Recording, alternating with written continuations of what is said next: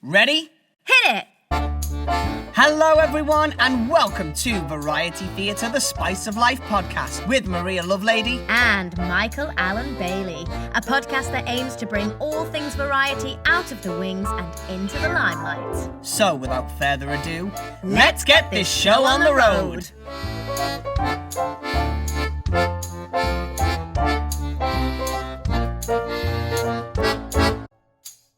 Coming up on today's show, we talk about the music hall war. We talk about the queen of the music halls. And we talk about imposter syndrome and discuss which well-known comedian had it. Most of them, I would imagine. Yeah. I feel like I've got it right now. As performers, though, don't you think we all have imposter syndrome? I think so. Let's come back to that a little bit later. I was going to say we need to define what it is, really, don't we, before whether we diagnose ourselves with it. Exactly. But have a little think, listeners, who we could be talking about. So, Mike, what have you been up to this week? Well, now that the show's finished, it's all kind of back to work. It's September, isn't it? So it feels very kind of back to schooly. You know what I mean? And so our show is over, but we have really enjoyed all your feedback about our last episode with Mark Bell, which shot out the doors and so many of you listened to and gave us great feedback. So thank you for that. And off the back of that episode, we have launched another podcast to do with this one, which is our mini podcast. So Mike, why don't you tell us a little bit about what that is? So one of the questions we look forward to asking the most to our guests is, what is your favourite theatre? Because it's such a wide berth, isn't it? It's such a broad question and the sky is really the limit. And I think we're always surprised by the answer. 110%. Yeah, definitely. We've had some guests that have been all over the world in the most glamorous locations, and they will come out with the most random theatre and the most random reason as to why it's their favourite theatre. I reckon a lot of it's sentimental. Yeah, definitely. I think so. And if I think back to what my favourite theatre is, I think it is more sentimental than anything else. Mm-hmm. So why don't we explain then what we've done with the new mini podcast? So in the mini pod, we are going to be exploring a different theatre each week, a very traditional theatre and a theatre that has really transcended the decades. We're going to be going right back to the beginnings and looking at where the theatres have come and where they are today, looking at all the history in between. Some are very surprising, I have to say. They are, and it's so interesting, isn't it? What were the journeys that these theatres have been on? And these are going to be very short, succinct episodes. They're going to be 10 to 15 minutes. So it's not a long conversation like what we do on this podcast. It's just little snapshots into theatre history. And we're going to have help from our good old faithful friend, the chair of the British Music Hall Society, Adam Borzone, who on these episodes is going to be telling us some really great random facts about the world of music hall and variety. So they won't tie into anything. They're just little sprinkles and nuggets of information that we think that you would all love to hear. We're all about the nuggets on this show, aren't we? We're all about sprinkling those nuggets. We are. Put your nuggets away, Michael. If there's a theatre that you would like to hear us feature on our mini pod, please get in touch on our Instagram, Frame This Presents. Also find us on Twitter, again, at Frame This Presents, SOLP. I had to really think about that then. So it's Frame This, SOLP, which is Spice of Life Podcast, just so it's easy for you guys to find. Give us a message and let us know your favourite theatre and if you would like it to be featured on our mini pod episode. And that's the case with anything that you want us to talk about as well, really. Any performer that you're particularly interested in, any era, any topic we would love to discuss, unless it's something about NASA, in case we probably won't have a clue about it. But we could probably tie it in somehow. So another feature of the mini pod is that we can now, if you are listening on Spotify, we can include music. So the mini pod, we're going to include 2 or 3 songs that are from the era of the wonderful world of music hall and variety. So if you're listening on Spotify, if you're listening for free, you will hear 30 seconds of the track. If you are a paid member of Spotify, you get to hear the whole track. Lucky you. And if you're listening on another platform, unfortunately, at this state, because of licensing laws, you won't be able to hear the songs, but you can hop over to Spotify, sign up for free and listen to them there. So that's a really new, exciting feature that we're going to play with. And you will hear some songs today as well if you stay tuned.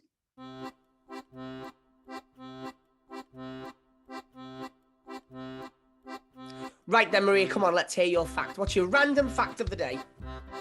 So my fact of the day is about imposter syndrome. Now, I think that's something that comes up quite a lot in the media at the moment, this idea of imposter syndrome. So if I was to say imposter syndrome, what would that mean to you, Mike? I would think it's that complex that you get when you think that you are in the wrong place.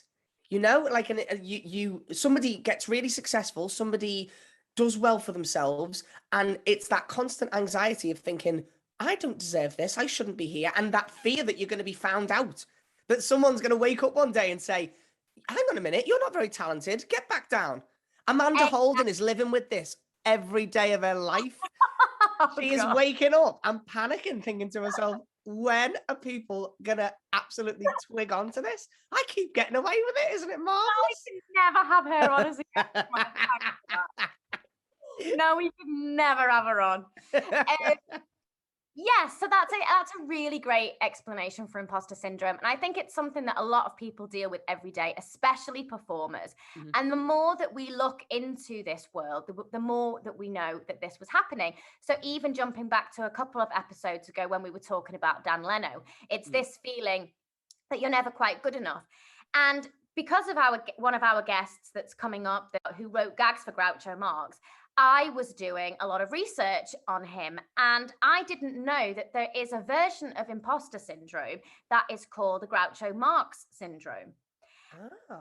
And this particular version of imposter syndrome is inspired by him because he used to disagree with anybody who liked him.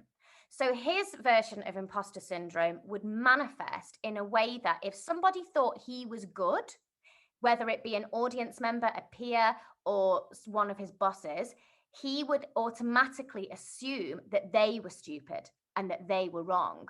Wow. And that if they liked him, then they weren't people worth knowing.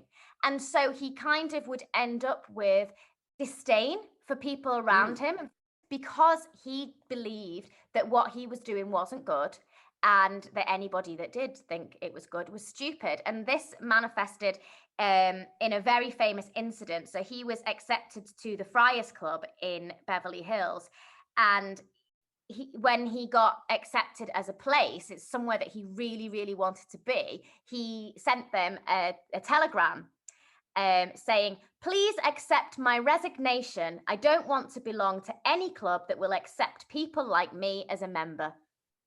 That is genius and hilarious and tragic all at the same time, isn't it? Yeah. Wow. Yeah. So I just found that really interesting because obviously he was someone right at the top of his game. And that sounds rude. But when I was going to say, if you were a member of that committee that had invited him, how would you take that as a response? How would you accept that response from him? Do you think you would be offended, or do you think you would understand, or do you think that you would actually think it's quite funny because it's Groucho Marx? Do you think he's just being hilarious? Probably that, and I'd probably be offended, and especially when you're looking, I think especially when you're looking at that period when things like, you know, I think so much research has been done into psychology and cognitive behavior, and I think they wouldn't have understood things like imposter syndrome then. Yeah. So you wouldn't have even thought like, oh, maybe he's dealing with some issues. You would have just thought, hang on a minute, why did you ask to join? And then when we said yes, left. So I think it's so interesting because I think we all dream of being as successful and as funny as he was. And yet that led to him just, you know, like, as I say, having disdain for everyone around him. And apparently it used to lead to a lot of procrastination with him as well. So just to give you a clearer picture of actually what the terminology is, it says the Groucho Marx syndrome is the result of internalized perfectionism, the way that you position yourself in relation to your peers. It says that he suffered from unreasonable expectations of his own performance. and you think that everybody around you is underperforming. So if you're the best, it's not because you're the best. It's because everyone else is the worst. So I really just found this extremely interesting and wanted to share it with you all. And funnily enough, and maybe we can put this picture on our Instagram, the picture on an article that was written by Peter Riding about this is... Oh, hey! So for those of you that can't see, it's that typical mask that you would know and associate with Groucho Marx, the glasses with the nose and the moustache and the eyebrows. That is the picture that's related to this article. And I own one of those masks. We know. I've got one of those. Maybe we can put that picture of you in that mask on the Instagram. I do panto every year, and though that the glasses with the nose and the moustache makes an appearance every year somehow. So I guess what's interesting is, I guess it all comes down to the perspective of potential from the performer and from the audience. What the performer thinks their potential is and what the audience sees their potential as. So they're sometimes going to be different things, aren't they? A performer is going to look at their career and say, I haven't lived up to my potential. I haven't done what I should have done. Whereas an audience could look at that same career and say, they've exceeded their potential. They've done well more than you know, than the average person. Exactly. So I guess it's all down to perspective, isn't it? And of course, that's going to be different when it's your own perspective, looking at yourself. Looking at yourself, and then maybe friends or industry people, everyone's going to have a different perspective on your career. So I've got some bullet points of how you can identify this in yourself. God. So one of them... This is just going to be a checklist for us, isn't it? We're just going to be going, yeah, that's me. Yeah, that's me. Yeah, that's me. So being a workaholic, working longer hours than everyone else and not taking time off. Yeah, that's us. Yeah, with this podcast is being a perfectionist, never satisfied with anything less than perfection. Yeah, that's us. Struggling to delegate. Yeah, that's us. Being strong and never asking for help. Yeah, that's us. And being an expert, needing to know everything, but feeling like you never know enough, constantly seeking more knowledge and facts. Oh my God, we're Groucho Marx syndrome sufferers. Well, I think the fact that we wrote a show and then felt like we didn't have enough information and created a podcast around our research highlights the fact that we should probably both be sat there in those masks. We should rename this podcast the Groucho Marx syndrome. So yes, that is my fact. What's yours?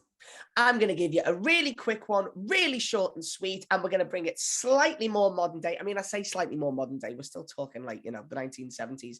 But did you know that the very first An Audience With that aired on ITV was with Dame Edna Everage? I didn't know that. Well, there you go. Dame Edna was the very first Audience With. So did they create the show for her and then realized it was a great formula and continued it, or was she just the first of many planned episodes? Well, actually, originally it was a small 6-part series with Jasper Carrott, of all people. Right. Jasper Carrott did 6 short episodes in the same formula, in the same format, and they just thought that it really worked and that it would work with different people. So Dame Edna was the first one. And then I can't remember off the top of my head who was the second, but then the third was Kenneth Williams. And then it just so on and so on and so on, right up to the modern day. I feel like I haven't seen one for a while. Who was the last person that did one? It stopped like 15 years ago or longer. Oh, really? I remember An Audience Would Take That. Was that the last one? Yeah, with the new, since they relaunched. Yeah. There's been a few like Adele and Joanna Lumley, Bette Midler, those kind of things where they're hosted with people, but I don't know whether they've got the tag of An Audience With. An actual An Audience With. I'll tell you what. Go on. Was Kylie Minogue years ago with really? with Kermit the Frog. I mean, I left a dramatic pause there while we just let that sink in. Kylie Minogue and Kermit the Frog. That is the duet that nobody asked for, but we all secretly wanted. It's the duet none of us ever knew that we needed. Well, apart from Jason Donovan, because he sung Jason Donovan's part of Especially For You.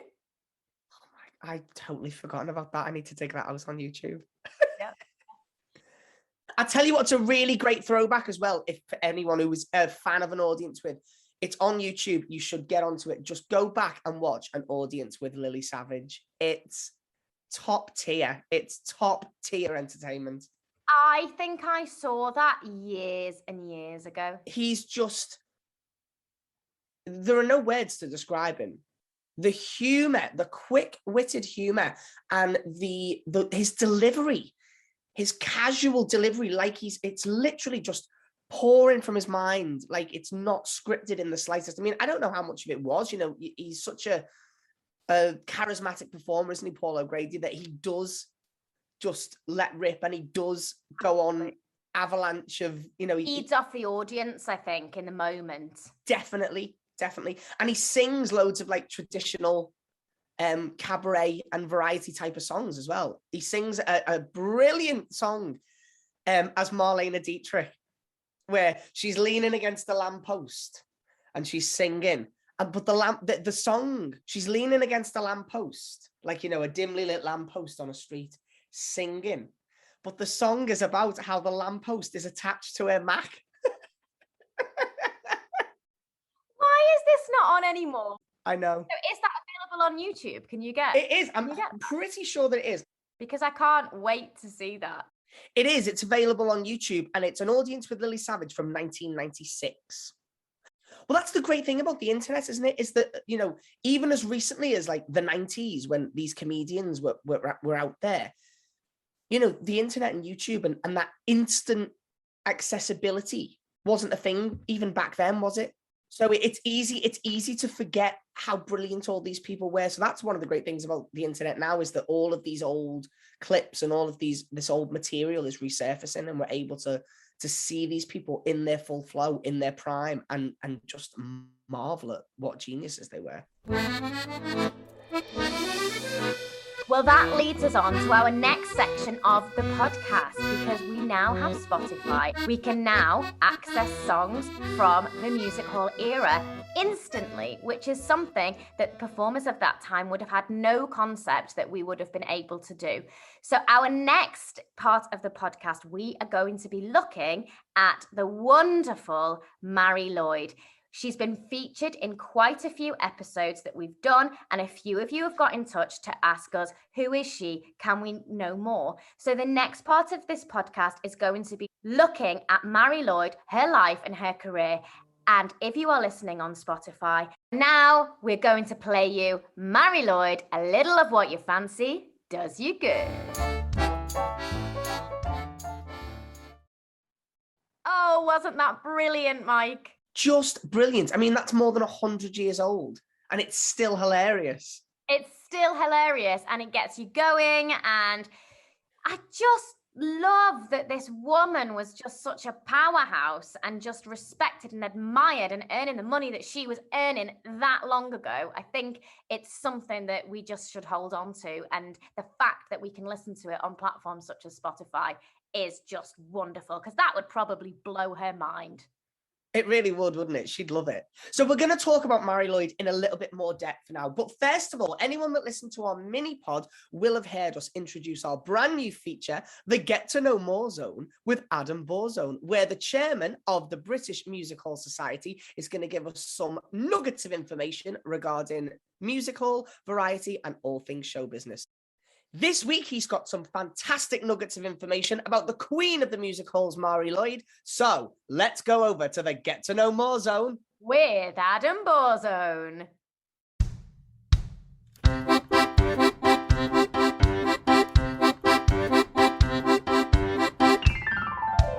Did you know that T.S. Eliot said of Mari Lloyd, "No other comedian succeeded so well in giving expression to the life of an audience, in raising it to a kind of art." Did you know that Mari Lloyd, who died in 1922, left £7,334, the equivalent in today's money of approximately £426,000. Did you know it was reported that Mari Lloyd, Queen of the Halls, was once booed while performing at the Sheffield Empire?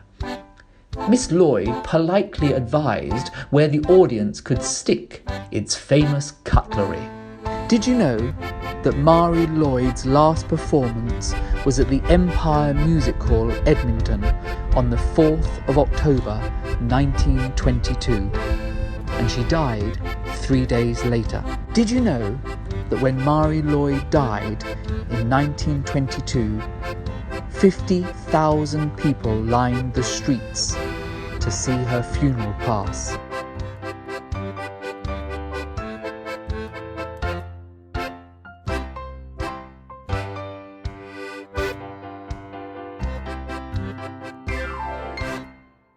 So we hope that you really enjoyed getting to know a little bit more about Mari Lloyd there. Adam gave us some fantastic facts, and he is such a fountain of knowledge on this topic. But Mike, do you have a little bit more information to say about? A little bit more? Do you like an understatement with that? Do I have a little bit more? So let's take it away. So, as Adam said, Mari Lloyd was born Matilda Alice Victoria Wood. Now, how funny is that she has Victoria Wood in her name? I know, a legendary comedy name. It's almost like the circle of life, isn't it? Because there's so many aspects and elements to Mari Lloyd's performance style that are completely Victoria Wood. Totally. You can see that influence in her. So she was born in 1870. Her father, John, was an artificial flower arranger, and her mother, Matilda Archer, was a costume designer. Hang on a minute. I didn't even know that they had artificial flowers in those days. They certainly did. And John Wood was designing them. Who's John Wood? Hey, Dad, I've just said. Oh God. I was so struck by the artificial flowers that my brain shut off. So when your parents are an artificial flower arranger and a costume designer, automatically she's born into an environment that's very camp and has lots of flair and has lots of style. So it's almost automatic that she would follow suit a little bit and go down the creative route. Her mother designed a lot of her early costumes, and she really, really relied on her mum for advice. She would go to her mother a lot throughout her career asking for advice, and her mother was a real strong support system for her. She was the eldest of 9 children, and she did that typical thing of she always used to put on shows with all her siblings, and she would be in charge, and she would, make sure that everybody knew what they were doing and put on shows for the family like we all have in our time. I mean, you were that kid as well, weren't you? I was definitely that kid, and there is far too much video evidence to support that, which my mum can hold over me for life. Mari Lloyd's probably very grateful now that they didn't have camcorders back then. Absolutely. and I am grateful that there was no social media, because I definitely would have been one of those kids with their own social media accounts. I reckon my mum posted everything that I did on there. So I'm quite glad that that is all in the safety of my mum's house. So the family was quite an affluent family. They were hardworking, they were very financially stable. And for a time, Matilda, or Tilly, as she was known at the time, contributed to the family's income by, she used to make little baby booties and she used to sell them. Wow. But she was sacked from that job, working and making children's clothes, when she was caught one day by the foreman dancing on tables. So even when she was doing a, quote unquote, normal job, she was still entertaining. She still had that performer's spirit in her that just couldn't be contained. Like, she just couldn't be tamed. I love that. I think a lot of people can relate to that too. If you're listening to your performers, or you have any sort of artistic flair in you, like, it's like an impulse, isn't it? And it's amazing. Even in her day, when it would have been quite hard to get into that industry, it couldn't be contained.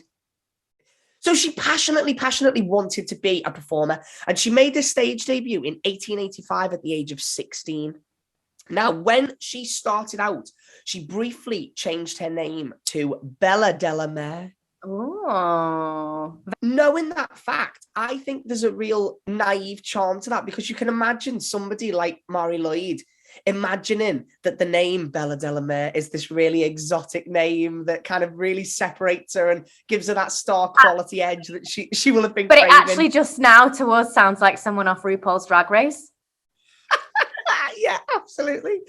Now, she said that her parents were happy for her to perform kind of as a hobby, but they weren't massively encouraging of her doing it full time. You know, they said that they're happy for her to do it to make a little bit of extra money, but, you know, she had to understand that it wasn't really a kind of a viable career. And a quote from Mari herself, which I think is brilliant, is she said that her parents saw that they couldn't kick their objections higher than I could kick my legs. Oh, how brilliant is that? I love that. How eloquent as well to say I know, that. I know. It's beautiful, isn't it? So the wit that she had, the humor, I love that. So then in 1886, she met the music hall songwriter George Ware, and he became her agent. And around this time, they both developed her stage name, Mari Lloyd. They liked the Mari because they thought it sounded a little bit European and a little bit French sounding. And Lloyd's was taken from a newspaper at the time, Lloyd's Weekly Newspaper. Now, she was starting to develop her own style, her own act, and she actually got into trouble very early on in her career for pinching other performers' songs. Do you remember, like we said in the first episode, that comedians would sell each other jokes? Mm-hmm. Well, back then it was the same with songs. Performers sort of unofficially own the rights to songs before owning rights and copyright was a thing. So they would sell them. Songwriters would sell songs to people. And she used to sing songs without the singer's permission. And it caused quite a stir back in the day, particularly from Nellie Power. Now, Nellie Power was a singer who had a big hit with the song "The Boy I Love Is Up in the Gallery." Mm-hmm. Yes, classic. Which was written by George Ware, Mari's agent, who also happened to be Nellie's husband. So Mari stole the song from her agent's wife. Oh, no wonder she got in trouble.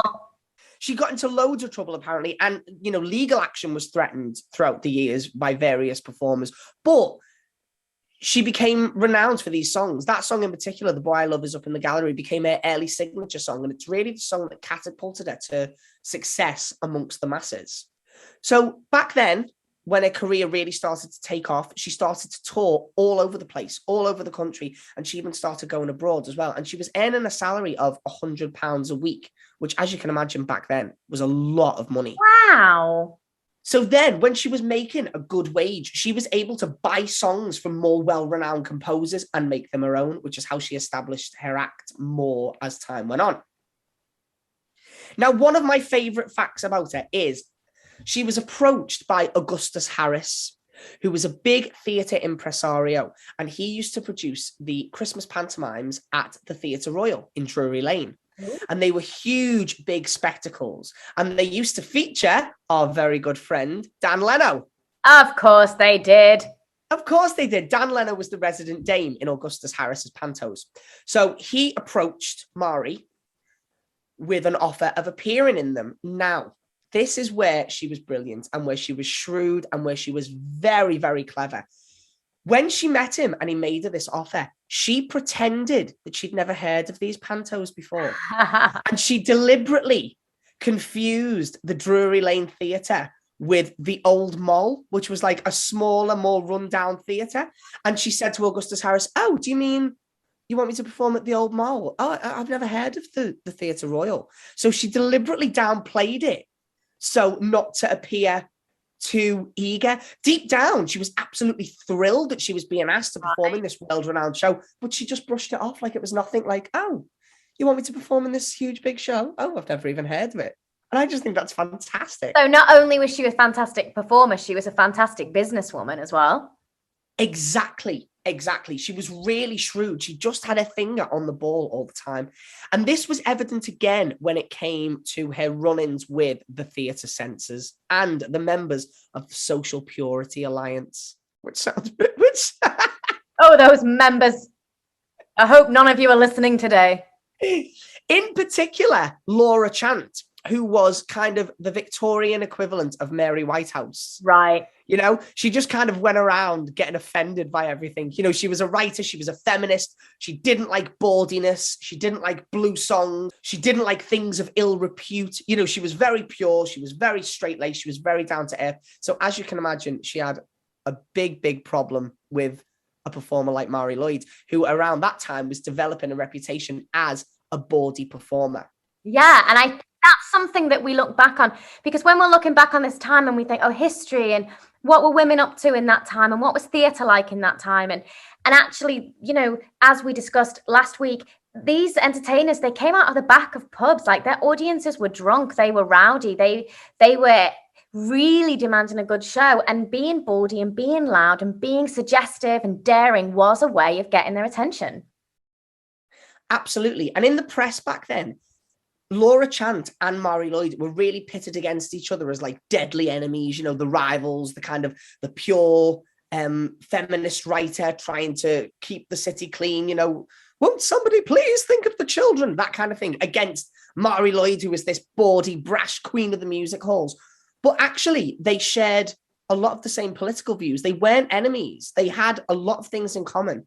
They had a real mutual respect and a real mutual understanding. It just so happened that Laura Chant didn't agree with what Marie Lloyd was doing. Mm-hmm. But going back to that thing of being shrewd and being clever and the position of women in music hall, Marie Lloyd was so almost manipulative with how she would go about performing these songs. She knew that they weren't gratuitous.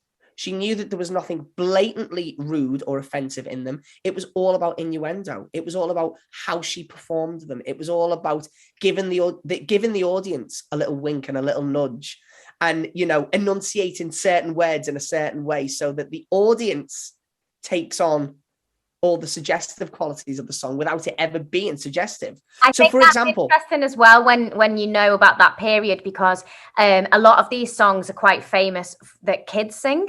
So if you go onto Spotify and type in some of these songs, a lot of the recordings will be like St. Margaret's Choir singing songs that's blatantly rude, but actually it's quite a nice nursery rhyme for kids. And that's obviously people were going home singing them to their children. They were filtering down that way. And that way she never got in trouble. Exactly. And she found herself in front of the theatre centres a lot. You know, she found herself having to explain herself many a time throughout her career. But again, she was able to manipulate them. She was able to use her savvy to get herself through it. For example, there's one song that she used to sing called Johnny Jones, which is about a girl explaining the facts of life to a boy. Right. And she sang that song, which is all about, you know, which is explicit and is bawdy and is rude. She sang it completely straight. Mm-hmm. She didn't include any innuendo. She didn't include any lewdness, no nudges, no winks. She played it completely straight. Whereas another song that she sang in her repertoire, Come Into the Garden Maud, which was a real popular parlour song at the time. It was, you know, it was adapted from a poem by Alfred Lord Tennyson. It was a lovely kind of somber, you know, little ditty that people would sing in the parlours. She absolutely laced it with innuendos and nudges and winks, and she made it as bawdy as she could. And the point of that was that she said to people, it's all about what the audience perceives. Right. If you think it sounds dirty, you're the dirty one. Well, that's what we did with Unlikely Friends in Twice Nightly, right? With exactly All the World's a Stage speech, twisting that to make it a lot more bawdy than it was intended by the bard. Exactly. And it worked because, I mean, around the early 1900s, she was one of the most famous women in the world. Mm-hmm. You know, she went all over the place, all over Britain. She went to America. She performed in New York. She really was almost, you know, the original star, one of the first great star female singers. And she was that popular with audiences that she was known to get such a rapturous response from audiences that the acts that followed her just couldn't be heard. Because the crowds would still be cheering her. She was that popular. Wow. Can you imagine standing in the wings and knowing that you were going on next? I know. Or just getting like the running order at the start of the show and going, oh, I'm after Mari. Yeah. What's the point? put me juggling balls back in my case and I'm going home. Now, what's really important as well is how much of an advocate she was for performers. 1907 saw the music hall war start between artists and the management. So around this time, the artists were starting to rebel against theatre management. You know, they were expected to work very long hours, more matinees were being put in, less money was being promised. The working conditions in the theatres, I mean, as you can imagine at that time, were terrible, absolutely terrible. Like you said, you know, we're talking the backs of pubs and, you know, places that are really run down, really not fit for people to be working. And the artists started to rebel against this. And Marie Lloyd, in particular, was a really strong voice in advocating for the artists. She really, really supported them. And don't forget, this is a time where she was really successful. She was really famous. She didn't have to get involved because her fee was her fee. She was getting that no matter where she was going. She was well established. But she still fought for these performers' rights. And she used to donate really generously to the strike funds. There were lots of performers' strikes. We heard from our fabulous interviewee, Mark Bell, last week that she went and sang at the picket lines. She didn't have to do that. Yeah. As a big, big star of the day, she really didn't have to do that. She was probably getting treated like a queen anyway. I mean, that was her nickname, wasn't it? Queen of the Halls. So exactly. What does it matter to her how everyone else is treated? So that gives a really nice insight into her personal life as well. It's, you know, not just, we know she was great professionally, but that really tells you what type of person that she was. Yeah, it does. And it's almost to her detriment as well, because throughout her life, it was commented on that although she was a really high earner, she made lots of money, she was also a big spender. And she kind of lived beyond her means. She liked to treat herself, you know, and she was very generous with the people around her. She would give money to people. She would help people. She would support people, almost to the point where she couldn't really see where the lines were between somebody coming to her really genuinely and people taking advantage of her. I didn't know this. Yeah. In particular, her 3 husbands. So she was married 3 times, and all 3 of them were not very good marriages. You know, her husbands were really, really abusive towards her. You know, physically, she was assaulted and attacked many, many times by her husbands. You know, some accounts are really, really graphic and really violent. You know, they would do it at the theatres. You know, it wasn't a secret how poorly she was treated. Right. And this was part of the problem, is a lot of them, particularly her first husband, couldn't deal with being Mr. Marie Lloyd. Yeah. And he couldn't deal with the fact that she was the breadwinner and that they couldn't go out for dinner without somebody coming and asking for her autograph. You know, all the attention was on her. And like many men of the time, he couldn't handle that. Well, I think that's something that's still discussed today, isn't it? So I can't imagine how that must have been for her over 100 years ago. Like you say, she's the original famous showgirl. That must have been so hard for those guys, but at the same time, unacceptable, the way that they treated her. 100%. And that's the same with her final husband, Bernard Dillon. He was a lot younger than her, and he had problems with gambling and addiction, and he would just take money from her all the time. And because she loved him so much, she was so desperate for this man to love her that she just gave it to him. She was, you know, she was willing to fund this really destructive lifestyle that he had. So like with Dan Leno that we spoke about in the first show, you know, she didn't have a happy ending at all to her story. She became really, really ill. At this point in her career, she was becoming really, really alcohol dependent. She was starting to become unreliable. She was missing performances. She was forgetting her words. She was staggering around on stage. And of course, back then, people thought that it was still part of the act. You know, they would laugh at it because they thought that this was still part of the Marie Lloyd character that she created. That ties back in as well to what we were talking about with the imposter syndrome and Groucho Marx, isn't it? It's once you are a certain level of success. And the people that we're talking about here, they were the blueprint for stars. Stars weren't what they are today, where there's a legacy behind them and other people were treated, you know, had behaved in the same way previously, or you could refer to a biography of somebody else that was doing what you're doing and gain help. She was the original showgirl. So you're completely stepping out into a brave new world, and it must have been so hard to cope with that. Yeah, totally. And she performed right up until the end. And she kept going despite all her health problems and everything else. You know, several times throughout her career, doctors put her on like bed rest for exhaustion and said, you need to stop. But it wouldn't be like a couple of days before she was back in a musical somewhere, you know, kind of kicking her legs up and singing a song. And she did that right up until the end. And eventually, she collapsed on stage. Again, all the problems that she was having, all the health problems had built up. She went out on stage and she collapsed. The audience laughed, thought it was part of the act, and she was sent home. And then she died just 3 days later, age 52. She was really young. Wow. Yeah. But again, just that tragic end, and the fact that, like Dan Leno, it's made all the worse by the fact that this is somebody that really lived their life to the full. They really enjoyed everything that life threw at them. You know, she was so revered in her career. She was so celebrated, and yet it ended so sadly for her. It really is tragic. And as we heard from Adam, it really shook the nation as well, because so many people turned up for her funeral.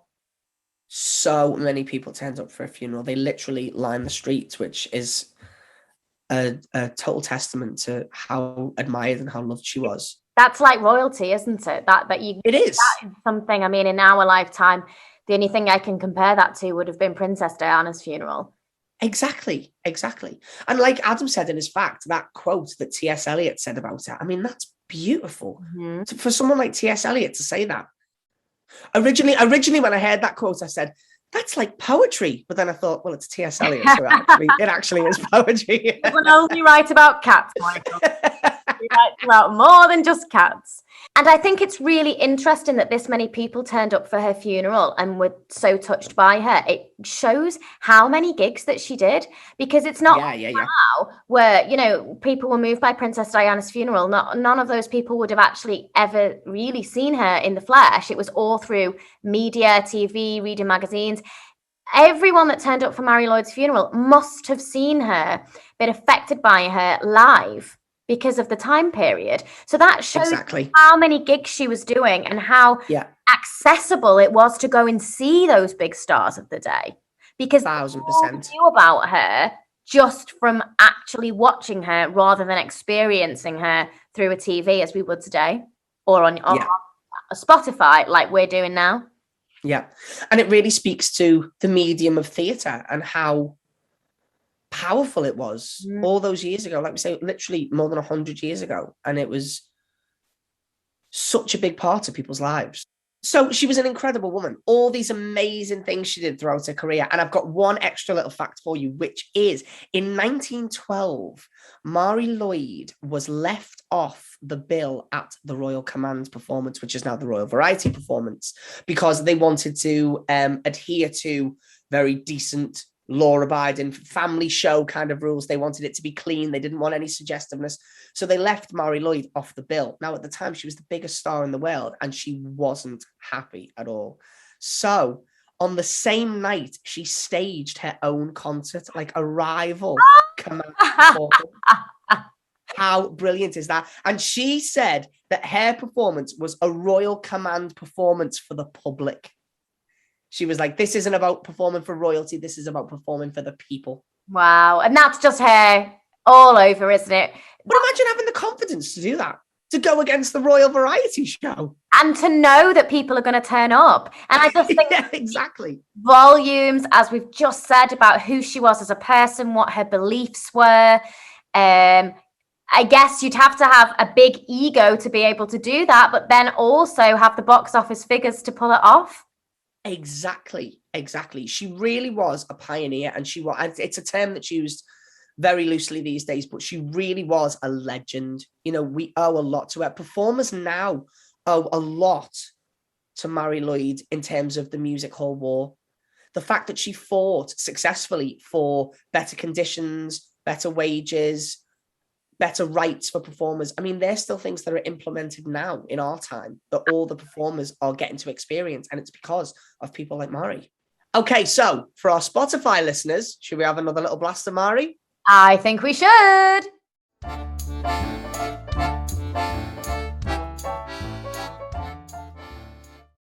Now, As you can tell, this week we do not have our special guest interview, and you have been listening to just me and Mike. So we thought that this would be a great opportunity to do a reflection on the episodes that we have recorded so far. So as you know, those of you that are keen listeners, we usually do a this or that with our special guest.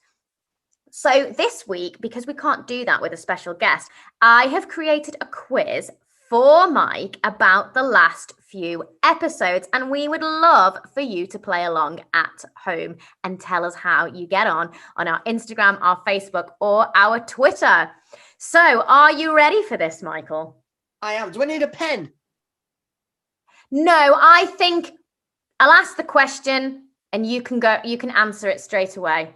I'm scared. What if I haven't been listening all these weeks? Okay, right. Hit me. So my first question is very on topic, and we'll see how people have listened so far in this episode. Director Mark Bell told us about the music hall strikes, but which performers rallied the crowds during the protests? That's a difficult one, Maria. Could it have been Mari Lloyd? It was. Hey. Wow, on brand. So that was an easy one for you. Did you get it at home? Let us know. I hope so. Question number 2. What was the name of the troupe that stars such as Charlie Chaplin and Stan Laurel traveled to America with to make their fortunes? It's Fred Karno's circus. It is. Well done, Mike. Did you get that at home? Let us know. Question number 3. Which theatre did actor Daniel Taylor controversially say wasn't the best theatre for performing Blood Brothers? It's the Liverpool Empire. Exactly. We were so surprised about this because I've seen Blood Brothers there myself, and it brings the house down. There is nothing like seeing that show in Liverpool. So it's very interesting when he brought it up that actually he thought it wasn't the best space for that show. But then when he explained his reasons, it makes sense. It did. And if you're interested in that, go back. Danny was on our second episode, and it was definitely worth listening. Okay, how are you doing at home? Mike is on 3 out of 3 at the moment. He's not doing too bad. Question number 4. I can't wait for you to bring out the chaser. Wilton's Music Hall closed and was repurposed in 1888 for 70 years. But what was it repurposed for? Oh, I do know. Hang on. It was a mission. It was East London's Methodist mission. Very well remembered there. I wouldn't have remembered the forming on your brow. Okay, question number 5. Which vaudeville star died in Paris in 1975, surrounded by newspapers full of her glowing reviews? It was the Queen of the world, Josephine Baker. It was. Now, Josephine Baker is someone that we've touched on a few episodes, and we will be doing a more in-depth look into her life very, very soon.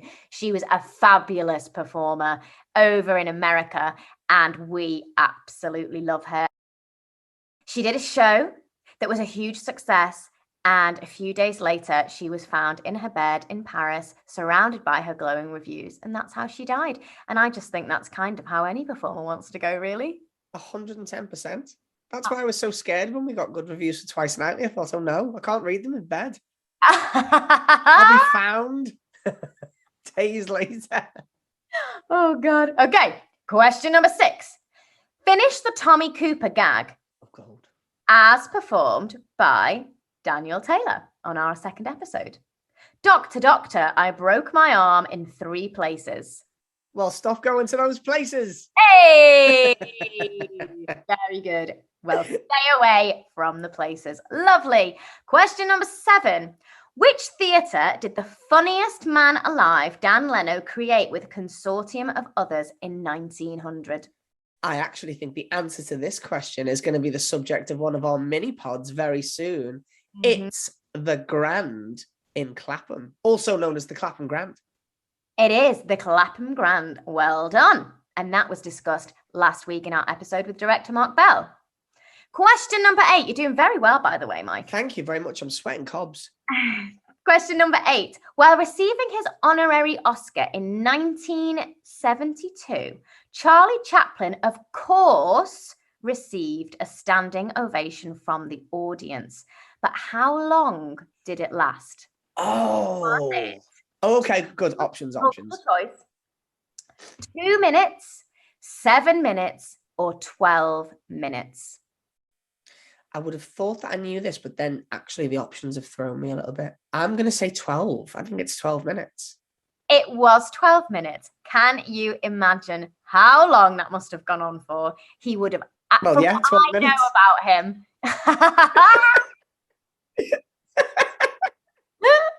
12 minutes. Imagine how long that must have been. Could it have been 12 minutes? Well, from what I know about Charlie Chaplin, I just think he would have absolutely loved that. Like, he'd have loved every second of it. Are you kidding? Some people would have been like, oh God, please stop. He would have been like, only 12? Question number 9. Which pop star backed the comedy troupe Monty Python's film, The Life of Brian? It was George Harrison.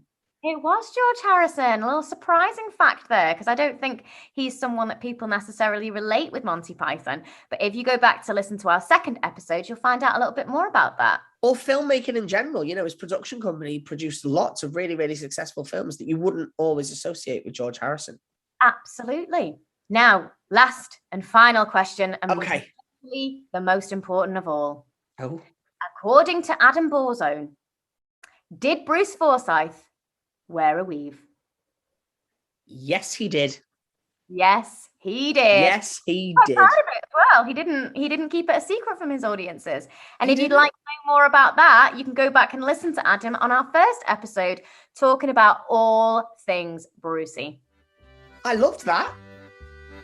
You did really well. I think you got 10 out of 10, right? Fabulous. Did I beat the chaser? You beat the chaser. What would my chaser name be? Oh. What were you? When we graduated, when we left college, we all got awards, didn't we? We all got class awards and class titles. Were you class Cougar?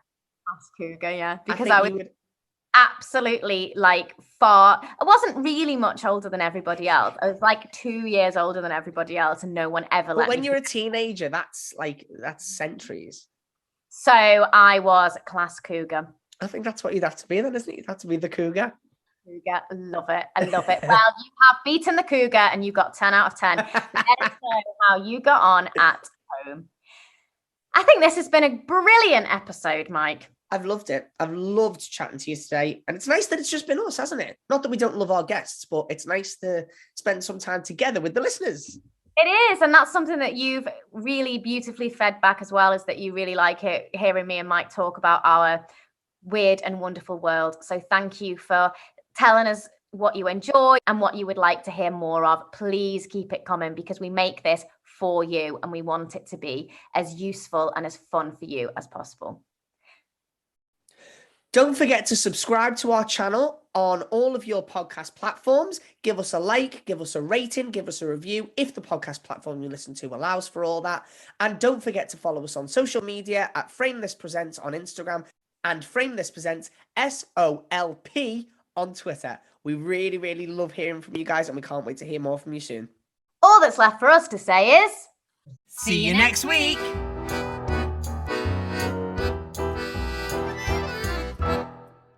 Our special guest this week is Waleed's Beard. I'm the Cougar. And it's not me.